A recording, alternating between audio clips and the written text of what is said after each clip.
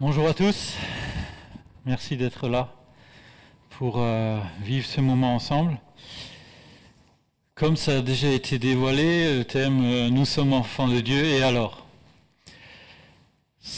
Dieu me l'a mis à cœur parce que depuis plusieurs mois, plusieurs semaines, quelqu'un qui m'est proche dit « Ah, la famille, ça m'a fait tellement de bien ».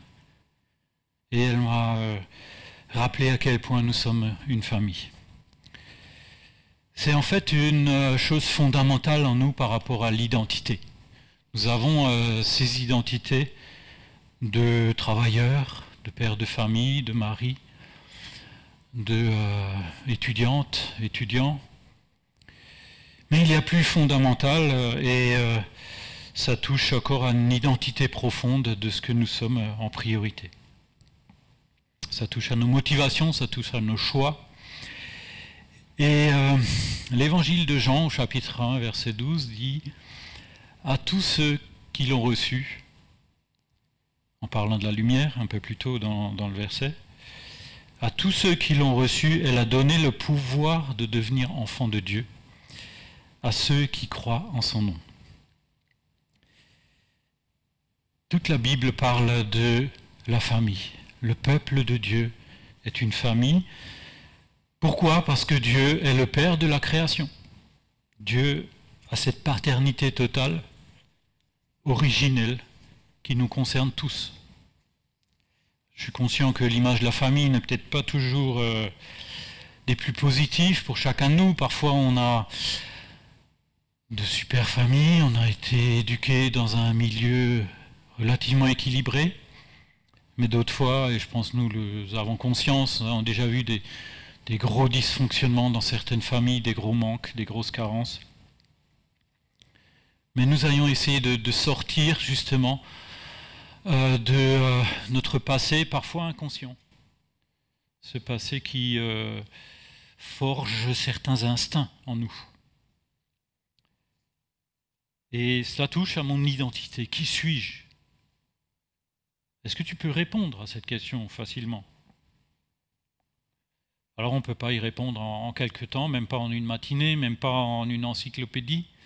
Je crois qu'il y a énormément de dimensions qui touchent à cette question. Et quand je me regarde dans le miroir le matin, que vois-je?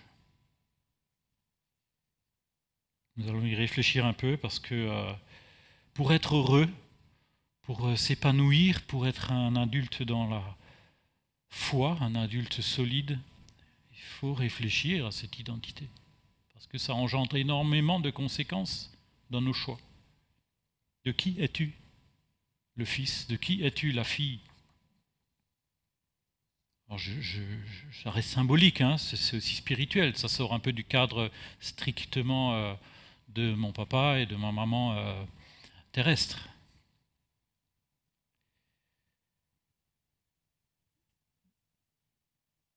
Il m'arrive encore de réfléchir à travers les yeux de mes parents. Heureusement que j'en ai pris conscience. Prenons conscience de ce que, souvent, suivant comment on a été éduqué, peut-être à la dure, on veut encore plaire à nos parents même à 60 ans, même quand ils ne sont plus là. Alors je ne dis pas qu'il n'y a pas une part qui est un petit peu juste la référence au modèle bonne ou mauvaise qu'ont donné les parents, mais il faut réfléchir à ces choses pour essayer de vivre en adulte. Et personnellement, j'ai dû réaliser ça par des grosses épreuves. N'attendez pas les épreuves. Réfléchissez avant. Parce que les épreuves, c'est en général parce qu'on n'a pas réalisé tous ces instincts parfois déséquilibrés. Sinon malsains. Dans ma famille, on était 7, avec une intense vie sociale, une intense vie associative, professionnelle pour mon père, mère de famille pour ma maman. On a été gâtés, on était très gâtés par tout ce relationnel, mais pour moi ça a engendré une réflexion, non pas une réflexion, pardon, un instinct de vivre dans la tribu. C'est là où je me sens bien. Et j'ai un peu passé sous silence, où c'est devenu très très secondaire pour moi de réfléchir en termes personnels, d'individus. J'étais noyé dans la masse et ça me plaisait. Il y avait une sorte de facilité, pas avoir à me déterminer seul. Et ça m'a porté préjudice puisque quand il fallait choisir seul, j'étais plutôt à chercher absolument à ce qu'on appuie sur le bouton tribu et il suffisait que je suive, c'était facile. La vie n'est pas facile et il faut chercher à éviter les écueils le plus tôt possible. Mais face à Dieu, voilà, j'ai pu apprendre et Dieu m'a pris à part pour me permettre de choisir et de me déterminer, de me donner une meilleure identité en lui. J'espère en tout cas que vous êtes conscients de ces nécessités intérieures parfois qui viennent des fois on ne sait pas d'où. Et premier chapitre, donc, première possibilité, nous sommes sans Dieu. Et dans ce grand chapitre, on peut mettre globalement en fait tout ce qui concerne nos vies qui n'est pas soumis à Dieu. Toutes nos pensées. Bien sûr, si nous n'avons pas du tout de connaissance de Dieu, nous sommes orphelins. Toutes nos pensées, tout ce que nous gardons pour nous-mêmes est orphelin en fait du Créateur, orphelin de Dieu qui voudrait être le Père de nos vies, le Père de nos événements, le Père de nos choix. Bien sûr, c'est symbolique, mais il n'empêche qu'il y a toujours le Père de quelque chose dans nos vies. Et pour revenir encore plus loin, historiquement, ou même en nous, il y a ce péché originel, ce péché qui nous a coupé le lien avec ce Père, ce Créateur. Le Père qui a généré la race humaine, qui a voulu avoir des enfants. Ce péché qui nous a déshérités, qui nous a enlevé les promesses, qui nous a coupé de sa vie. Adam et Ève ont convoité cette pseudo-liberté qui aujourd'hui est criée sur les toits parce que nous perdons de la liberté, mais en fait, la plupart du temps, cette liberté dans les médias, dans notre monde, c'est une liberté individuelle, un individualisme exacerbé, je fais ce que je veux, et si je veux insulter quelqu'un, je l'insulte parce que je suis libre. Avons-nous déjà réfléchi à ce que ça engendre comme conséquence malsaine? Toute cette séduction de cette pseudo-liberté, du péché, de ce que Satan, faisant chuter Adam et Ève, a réussi à séduire, à donner une fausse autorité, une fausse image de l'autorité qui pourtant était bienveillante, était sécurisante. La Bible dit « celui qui commet le péché est du diable ». Un premier épître de Jean, chapitre 3, verset 7. On ne sait pas que nous sommes du diable, mais en fait nous héritons de tout ce que le diable a voulu mettre dans nos vies et couper de Dieu. En fait, il nous a pris dans un orphelinat. Nous sommes orphelins de Dieu, donc en fait nous sommes séparés, sans parents, sans le vrai Père originel. Et cette espèce humaine est tombée dans ce mal, dans cette liberté très très bien mise en lumière comme le summum de l'épanouissement. En fait, c'est comme un enfant qui fugue de la maison et puis qui dit « je suis libre », mais il est trop jeune pour s'assumer. Il est mal équipé. Il n'a plus rien. Alors bien sûr, il peut avoir pris peut-être une part de l'héritage, l'image du fils prodigue, on connaît beaucoup l'histoire. Et puis, il va dilapider ça. Et en l'espace de 2 temps, 3 mouvements, il est dans la misère. Et c'est ce que nous vivons. Séparés de Dieu en 2 temps, 3 mouvements, nous sommes dans la misère de notre orphelinat. J'ai trouvé 2 photos et j'avais à cœur en fait d'aller plus loin dans cette description parce qu'on ne se rend pas compte à quel point les gens sont orphelins, souffrent, et ils ont des carences parce qu'ils n'ont pas de père. Et toute cette violence aujourd'hui qui se déploie, elle vient de cela. Tout ce péché s'est développé. Alors je ne vais pas continuer à décrire ça. Il suffit de regarder autour de nous à quel point les gens sont perdus, à quel point il y a de la violence. Et parfois même en moi, je vois à quel point j'ai encore tant de choses à apprendre de mon Père céleste. Les gens sont perturbés avec des passions et ils ne savent pas se maîtriser parce qu'ils n'ont pas eu le bon modèle.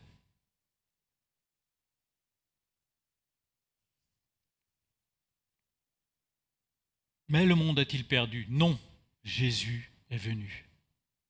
Dieu a envoyé son Fils pour rassembler la famille et en envoyant Jésus, il voulait récupérer ses enfants. Il a cette stature de grand frère, tellement bienveillant. Ça me rappelle cette émission, le grand frère. Je trouvais assez pertinent. Ça avait une bonne image spirituelle de ce qu'il fallait redresser. Jésus est venu nous chercher, te chercher toi. Il est venu comme un héros qui sauve, héros qui vient te chercher dans ta misère. Et si on reprend l'image du fils prodigue, il est venu inspirer l'idée qu'il y avait une maison familiale, que le père attendait. Le grand frère aussi, peut-être encore malsain, le grand frère, il y a des choses qu'il n'avait pas compris dans cette image du fils prodigue. Mais Dieu, Jésus, a envoyé l'Esprit Saint pour que nous soyons interpellés et que nous puissions appeler le Père Abba, Papa.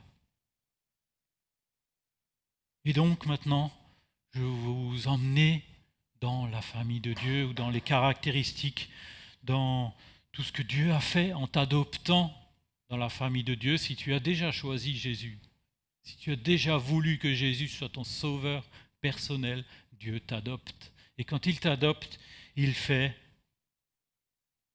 que tu vis différemment. Il te libère des griffes du diable pour te récupérer, pour te sortir de la misère, sortir de la prison, de l'orphelinat où tu étais perdu.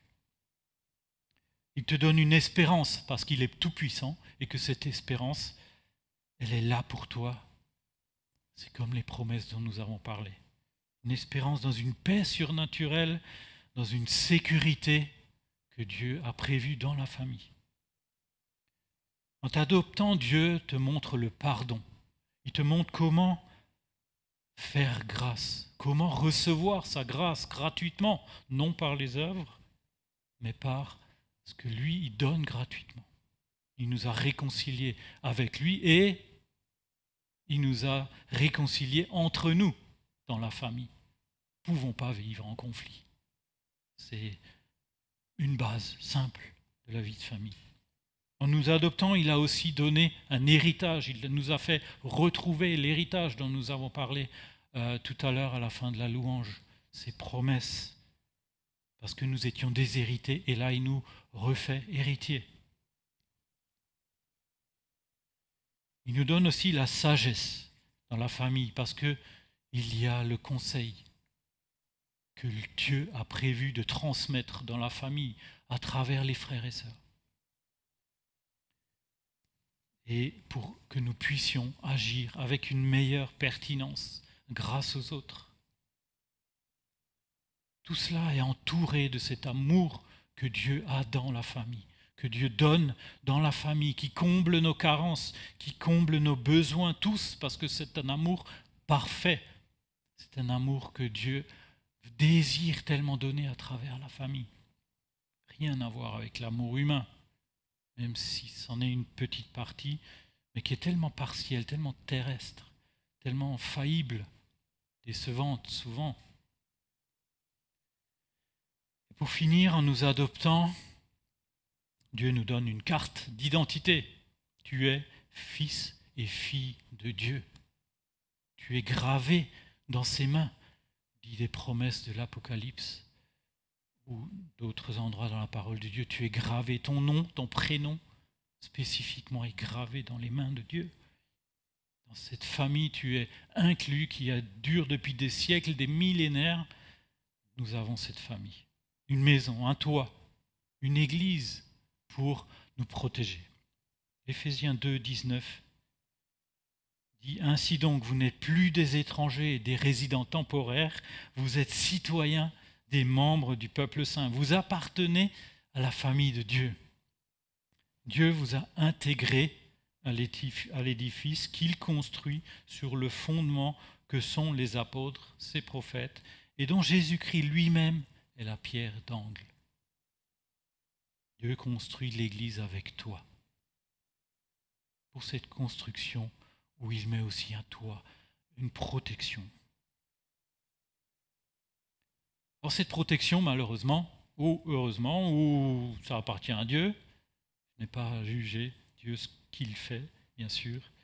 Dieu a un conseil, Dieu a une condition. Et cette condition, il ne l'oblige pas, mais c'est l'obéissance. Il demande, il conseille, il dit, mais j'ai tellement de choses à te dire, à te donner, à te prouver que tu es au meilleur endroit, mais il faut de l'obéissance, parce qu'un enfant ne comprend pas tout. En tant qu'enfant de Dieu, nous ne comprenons pas tout. Il y a tellement de dimensions spirituelles, même sur la terre, même si on peut parler même scientifiquement. Il y a tellement de choses que nous ne comprenons pas, tellement de mystères. Dieu veut nous éclairer dans nos marches, dans notre apprentissage. Il veut nous donner d'apprendre, de comprendre, mais avant, il faut faire le pas. Comme un enfant, à l'image d'un enfant qui n'obéit pas à ses parents, il subit toujours les conséquences. Toujours. Dieu désire nous expliquer des choses. Il désire dire, comme un père, simplement, touche pas à la flamme, ça brûle. Et combien d'enfants mettent quand même le doigt parce qu'ils veulent tester. Alors quand c'est une petite brûlure, ça passe. Mais il peut y avoir des choses irrémédiables, malheureusement, qui pèsent sur notre conscience parce que, voilà, on sait qu'on a mal fait. Ne retournons pas à l'orphelinat. Je dis ça pour nos pensées d'indépendance, pour nos envies d'indépendance, tentations où nous chutons régulièrement.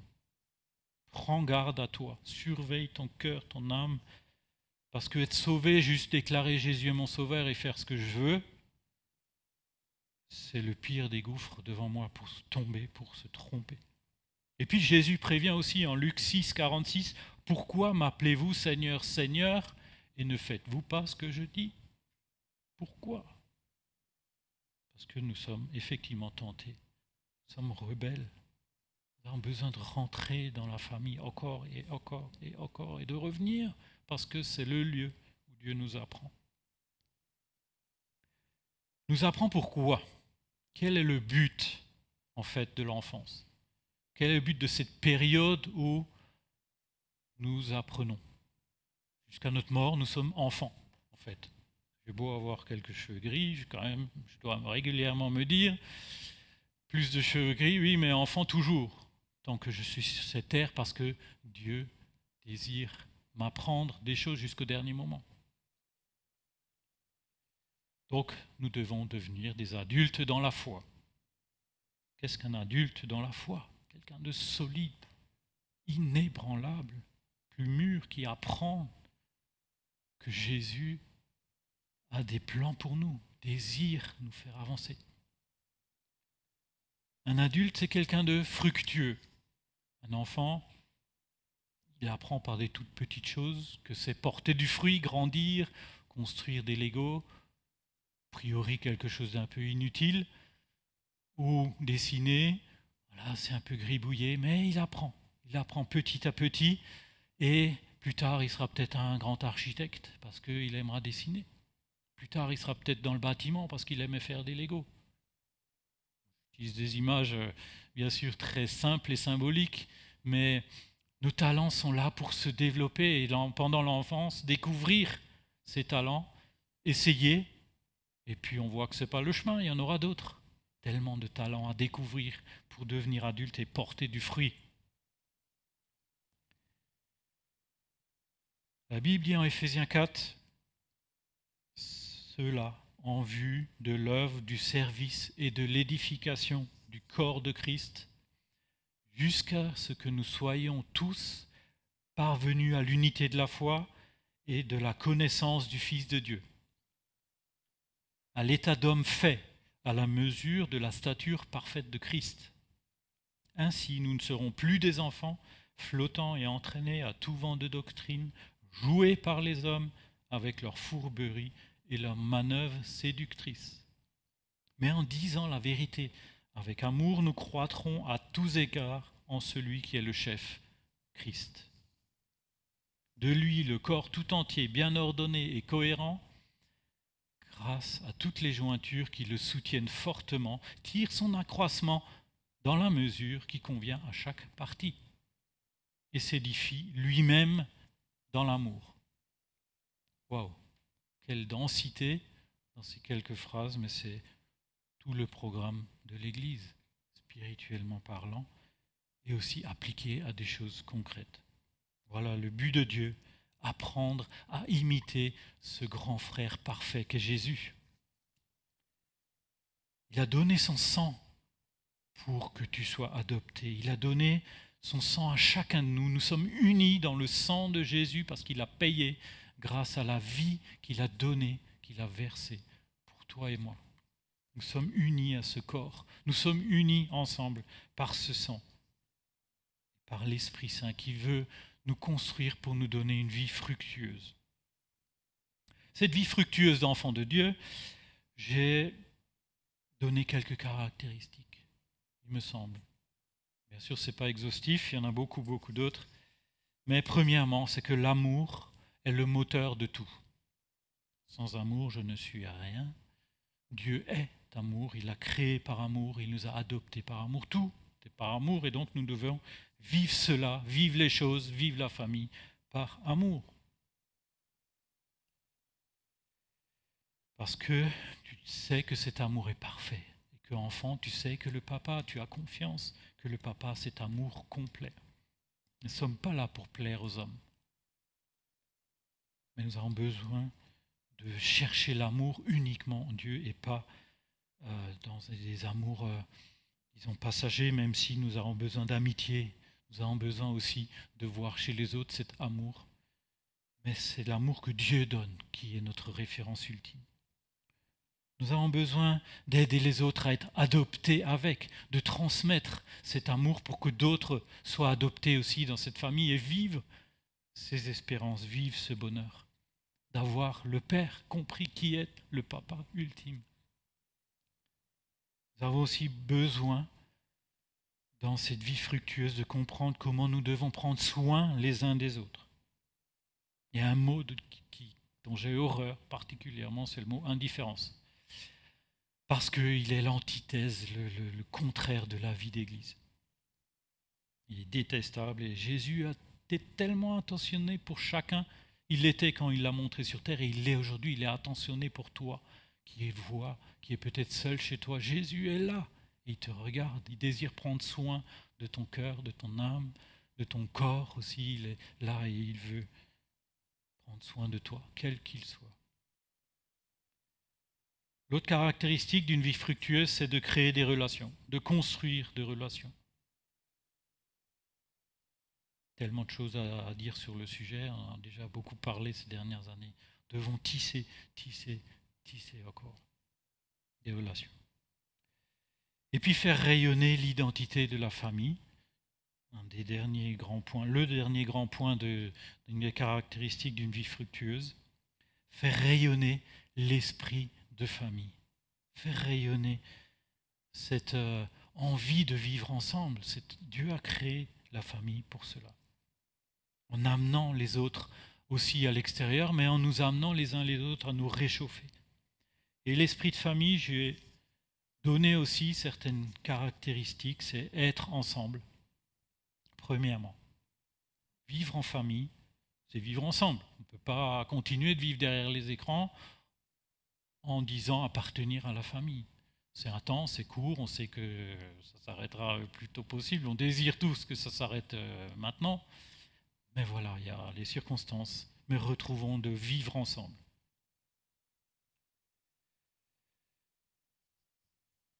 Deuxièmement, la famille, c'est le lieu de la sécurité.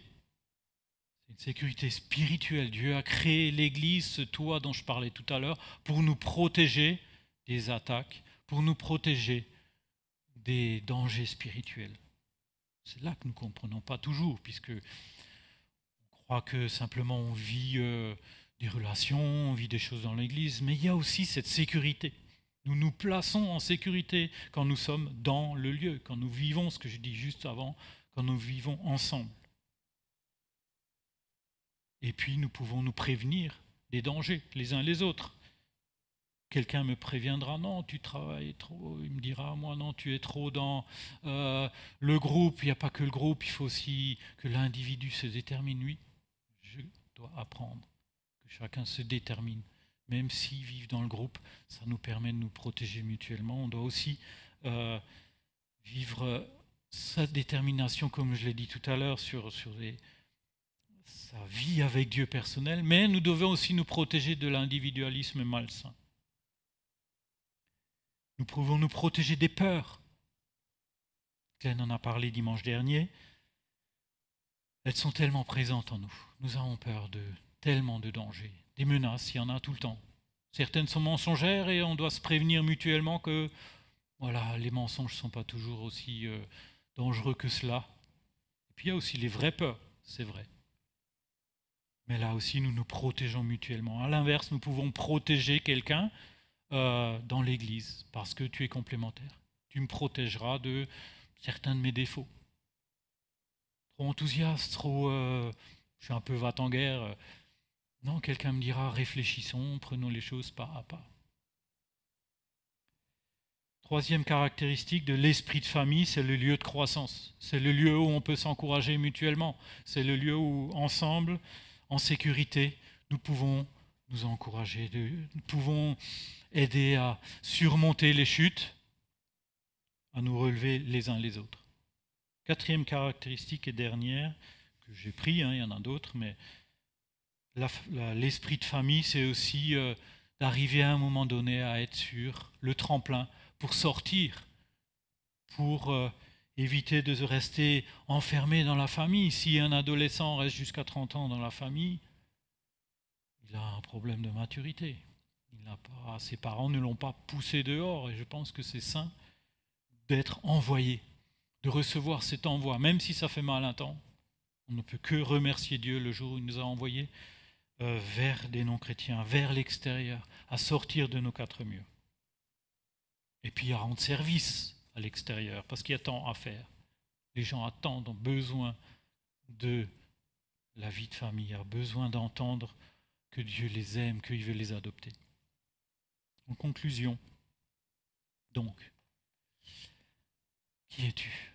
Es-tu ce chrétien qui veut devenir mûr, qui veut apprendre, qui veut être dans la famille, qui veut ressembler à Jésus, qui veut être comme un enfant ? Jésus dit, on connaît très très bien ce verset, « Laissez venir à moi les petits enfants, car le royaume des cieux est pour leur pareil. » En résumé, ressembler à un enfant, c'est être enthousiaste, on le vit dans nos cultes, dans notre vie de famille, par la louange, par le fait d'avoir envie d'être entre frères et sœurs. Ressembler à l'enfant, c'est ça. Ressembler à l'enfant, c'est chercher la protection, la sécurité des parents, du grand frère, de la famille. Un enfant aussi a confiance dans la famille, très peu de peur du parent. Si le parent est aimant, et Dieu est parfaitement aimant, il n'est pas violent. L'enfant a confiance dans sa famille, dans ses parents, plus qu'à toute autre personne. Ressemblons à cet enfant-là. L'enfant se nourrit dans la famille. On nous dit, parlons de la parole de Dieu comme une nourriture. Ok, elle est libre, nous pouvons l'avoir dans nos maisons, mais la nourriture est aussi dans la famille, là où c'est sain, là où les interprétations sont enrichies les uns avec les autres. Ressembler à l'enfant, c'est croire ce que le parent dit, ce que l'adulte qui nous fait vivre dans cette famille dit. Sans toujours comprendre, il ne comprend pas toujours. Ressembler à l'enfant, c'est servir. Il me semble que les enfants plus petits sont mis un peu à contribution pour participer à la vie de la famille. Nous ne deviendrons que plus fructueux en tant qu'adultes, parce que servir, c'est ce que Jésus a fait. Le grand frère, il a ouvert cette dimension du service, il s'est donné, il a servi l'humanité en se sacrifiant jusqu'au bout. Tu es chrétien, petit Christ qui est là pour servir, pour vivre dans la famille. Donc sois un adulte grandi. Et j'en finis là. Choisis d'être dans la famille pour croître, pour devenir un adulte, pour porter le fruit que Dieu a prévu pour toi. Et aussi, comme on le disait dans le petit mot de Glenn, de recevoir l'héritage éternel. Nos choix génèrent un héritage. Parce que le travail génère un salaire.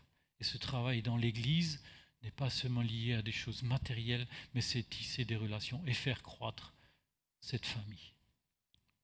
Que Dieu bénisse vos pensées, vos réflexions, votre remise en question pour ne rien laisser dans cet orphelinat du monde et vivre dans cette famille que Dieu a créée pour toi.